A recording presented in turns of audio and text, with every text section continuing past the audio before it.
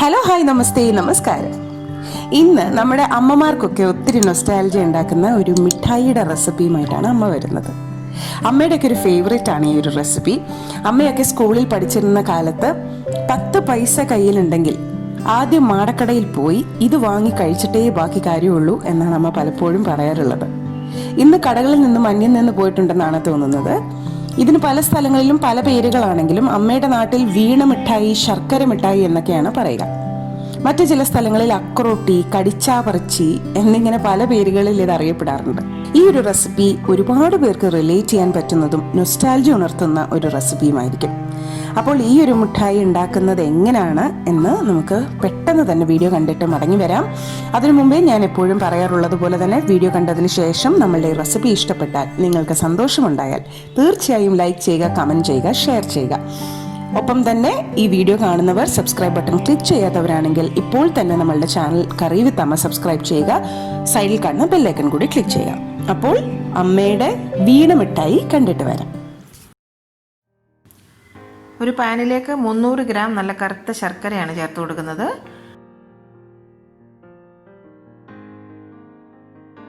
അതിലോട്ട് ശർക്കര ഉരുകാനായിട്ടുള്ള വെള്ളം കൂടി ചേർത്ത് കൊടുക്കാം. ഒരു അര ഗ്ലാസ് വെള്ളം ചേർത്താൽ മതിയാകും. ശർക്കര ഒന്ന് നന്നായിട്ട് അലിഞ്ഞു വരട്ടെ. മുഴുവനായിട്ടും അലിഞ്ഞ് കിട്ടിയിട്ടുണ്ട്. ഇനി നമുക്കിത് ഒരു അരിപ്പയിലൂടെ ഒന്ന് അരിച്ചെടുക്കാം.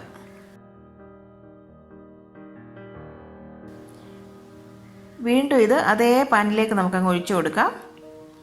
ഇനി ഇതൊരു മീഡിയം ഫ്ലെയിമിൽ വെച്ചിട്ട് നന്നായിട്ടൊന്ന് കുറുക്കിയെടുക്കണം.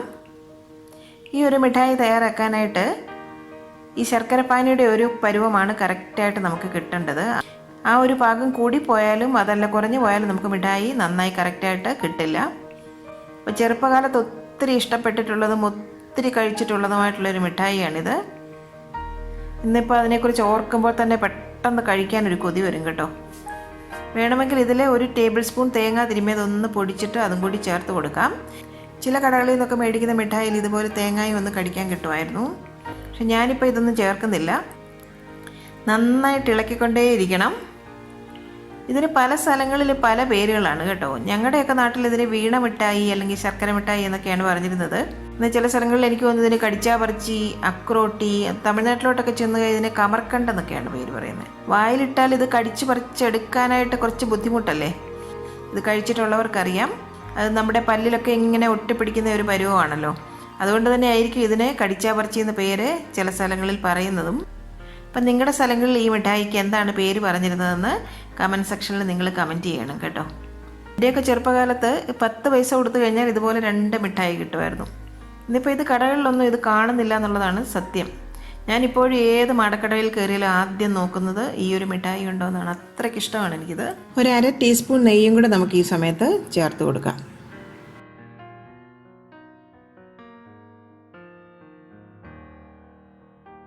എന്തായാലും ഇതിപ്പോൾ പരുവ് എത്തിയൊന്ന് നമുക്കൊന്ന് നോക്കാം. കുറച്ച് വെള്ളത്തിലേക്ക് 1 സ്പൂൺ ഒന്ന് ഒഴിച്ചു കൊടുക്കാം. അതൊരു ബോൾ പോലെ നമുക്ക് കയ്യിൽ ഉരുട്ടിയെടുക്കാനായിട്ട് പറ്റണം. അതാണ് ഇതിൻ്റെ ഒരു പരുവം. കണ്ടില്ലേ, ഇതിപ്പോൾ ഉരുട്ടിയെടുക്കാൻ പറ്റുന്നുണ്ട്. ഇതിപ്പോൾ ഏതാണ്ടൊരു പരുവ് എത്തിയിട്ടുണ്ട്. എങ്കിലും കുറച്ചും കൂടി ആ ഉരുട്ടിയെടുക്കുന്ന പരുവുണ്ടല്ലോ, ആ ഉരുള ഒരു ഇച്ചിരിയും കൂടി ഒന്ന് കട്ടിയായി വരണം. അപ്പോൾ ഒരു 2-3 മിനിറ്റും കൂടി നമുക്കൊന്ന് വെയിറ്റ് ചെയ്യാം. നന്നായിട്ട് അങ്ങ് ഇളക്കി കൊടുക്കുക.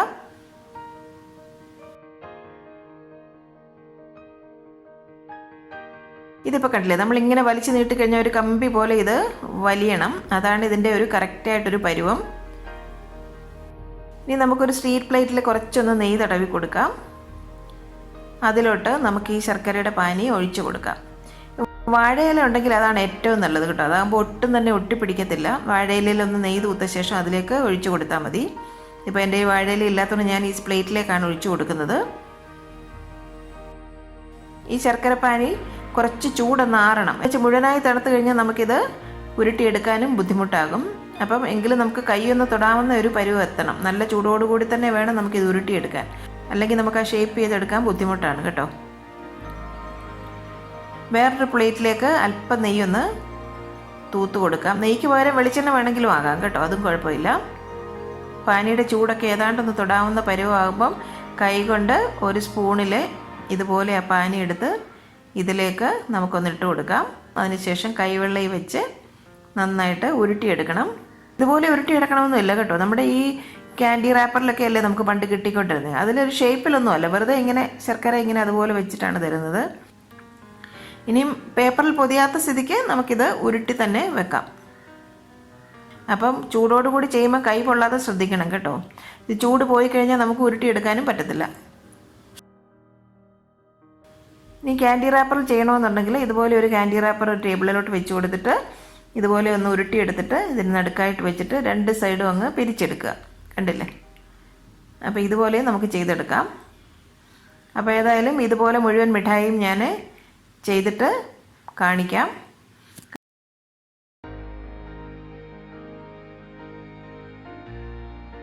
ഇപ്പോൾ മുഴുവൻ മിഠായിയും ഞാൻ തയ്യാറാക്കി കഴിഞ്ഞു.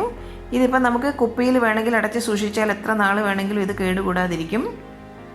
അപ്പോൾ ഇത്രയേ ഉള്ളൂ. ആ ശർക്കരപ്പാനിയുടെ ഒരു പരുവമാണ് നമ്മൾ ശ്രദ്ധിക്കേണ്ടത്. അപ്പോൾ ഈ വീഡിയോ കാണുന്ന കുറച്ച് പേരെങ്കിലും ഈ ഒരു മിഠായി ഒത്തിരി ഇഷ്ടപ്പെട്ടിരുന്നതായിരിക്കാം എന്നെനിക്ക് ഉറപ്പുണ്ട്. തീർച്ചയായും ഈ ഒരു മിഠായി ഉണ്ടാക്കി നോക്കുക. പുതിയ ജനറേഷനും കൊച്ചു കുട്ടികൾക്കും ഒക്കെ ഇതൊന്ന് ഉണ്ടാക്കി കൊടുക്കുക. പഴയകാലത്തെ മിഠായിയുടെ മാതിരിയും അവരും ഒന്ന് ആസ്വദിക്കട്ടെ.